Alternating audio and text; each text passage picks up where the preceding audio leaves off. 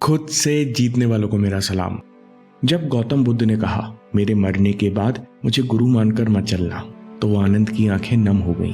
फिर तथागत ने भिक्षुओं से कहा, अगर आपके मन में कोई सवाल हो तो पूछ लीजिए, किसी प्रकार का संशय मत रखिए। लेकिन सारे भिक्षु चुप रहे। 3 बार तथागत ने प्रश्न पूछा, लेकिन सब चुप रहे। तथागत अब वृद्ध हो चले थे। पूरा जीवन आनंद ने गौतम बुद्ध के साथ रहकर उनकी सेवा की। एक दिन जब तथागत आराम कर रहे थे, तब कुटिया के बाहर से किसी के रोने की आवाज आई। तथागत ने आनंद से पूछा, बाहर कौन है जो इस तरह व्याकुल होकर विलाप कर रहा है? आनंद ने कहा, भंते, भद्रक रो रहा है, वो आपके दर्शन के लिए आया है। गौतम बुद्ध ने कहा, उसे तत्काल मेरे पास ले आओ। भद्रक जैसे ही कुटिया के अंदर आया, वो गौतम बुद्ध के पैरों में सिर रखकर रोने लगा। गौतम बुद्ध ने स्नेह से पूछा, क्या बात है वत्स? भद्रक ने कहा, आपकी वृद्ध अवस्था देखकर मैं विचलित हो गया हूं। जब आप हमारे साथ नहीं होंगे तब हमारा मार्गदर्शन कौन करेगा? भद्रक की बात सुनकर गौतम बुद्ध मुस्कुराए और बड़े ही स्नेह से सिर पर हाथ फेर कर बोले, भद्रक, अपने दीपक स्वयं बनो। ज्ञान का प्रकाश तुम्हारे भीतर ही है, उसे बाहर मत खोजो। अज्ञानी लोग ज्ञान और शक्ति को बाहर खोजने का प्रयास करते हैं। वे केवल भटकते रहते हैं और उनके हाथ हमेशा खाली रहते हैं। जबकि मन, वचन, कर्म से एकनिष्ठ होकर उचित मार्ग पर चलने वालों को कभी संदेह नहीं होता और लक्ष्य भी प्राप्त होता है। तथागत के शब्द भद्रक के हृदय में उतर गए। उसके संशय शांत हुए और उसे संतोष प्राप्त हुआ। इसके बाद तथागत संघ के साथ यात्रा करते हुए पावा नाम की जगह पहुंचे। इस समय तथागत की तबीयत कुछ ठीक नहीं थी। यहाँ तथागत एक लोहार कुंदा कुमार पुत्र के आमों के बगीचे में ठहरे। कुंदा ने तथागत और भिक्षुओं को खाने के लिए मीठे चावल, रोटी और मशरूम दिए। गौतम बुद्ध ने मीठे चावल और रोटी तो संघ में बंटवा दिए, लेकिन मशरूम किसी को नहीं दिए। उन्होंने थोड़े से मशरूम खाए और बाकी जमीन में गड़वा दिए, क्योंकि उन्होंने समझ लिया था कि इसे कोई और पचा नहीं सकता। मशरूम खाते ही वे बीमार हो गए। उनके पेट में दर्द शुरू हुआ, लेकिन तथागत यात्रा नहीं रोकना चाहते थे, इसलिए कुछ देर उन्होंने आराम किया, फिर आगे यात्रा पर निकल गए। अंत में कुशीनगर पहुंचे और आनंद से बोले, मेरा जन्म 2 शाल वृक्षों के बीच हुआ था, इसलिए अंत भी 2 शाल वृक्षों के बीच ही होगा। अब मेरा अंतिम समय आ गया है। इतना सुनते ही आनंद रोने लगे। आनंद को रोता देख गौतम बुद्ध ने कहा, जो चीज उत्पन्न हुई है वो मरती है। निर्वाण अनिवार्य और स्वाभाविक है। कुंदा के लिए संदेश। तथागत ने कहा, आनंद, एक ऐसा समय आएगा जब लोग मेरी मृत्यु का दोष कुंदा को देंगे कि तुम्हारा भोजन करने के बाद गौतम बुद्ध नहीं रहे। वो भी खुद को कोसेगा और जीवन भर पछतावा करेगा। इसलिए आनंद, जो मैं बात तुमसे कहूंगा, तुम कुंदा से ये सारी बात कहना। ये सारी बातें सुनकर उसके मन का दुख और पीड़ा कम हो जाएंगी।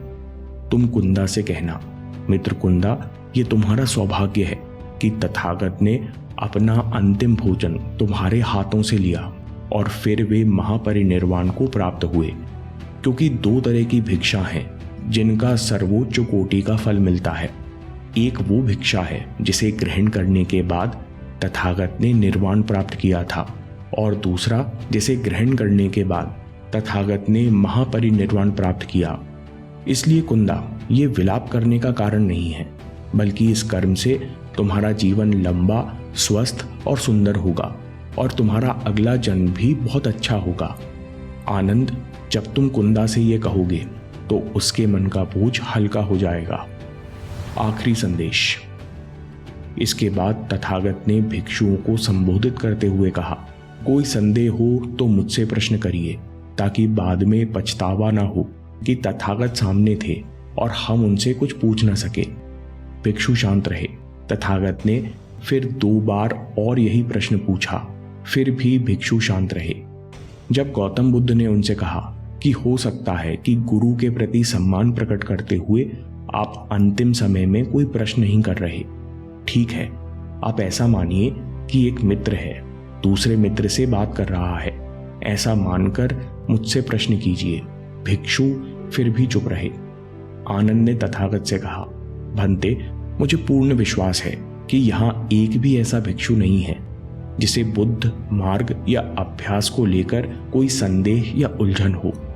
तथागत ने कहा, प्रिय आनंद, तुम तो विश्वास से कह रहे हो, लेकिन मैं तो जानता हूं कि यहाँ उपस्थित सभी 500 भिक्षु सुयोग्य हैं और सभी मुक्ति पाने वाले हैं।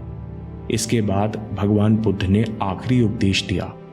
तथागत ने कहा, मैं आप लोगों को केवल रास्ता दिखा सकता था, मैं अब आप लोगों को प्रेरित करता हूं। बढ़ो, आगे बढ़ो। जितनी भी चीजें आपने पकड़ रखी हैं ये सब जाने वाली हैं, सब नश्वर हैं। मन पर पूर्ण विजय पाने के लिए पूर्ण निष्ठा और ईमानदारी से उद्यम करो। दोस्तों, इन वाक्यों में महत्वपूर्ण लेसन छुपे हुए हैं। सबसे पहले इम्परमानेंस यानी नश्वरता।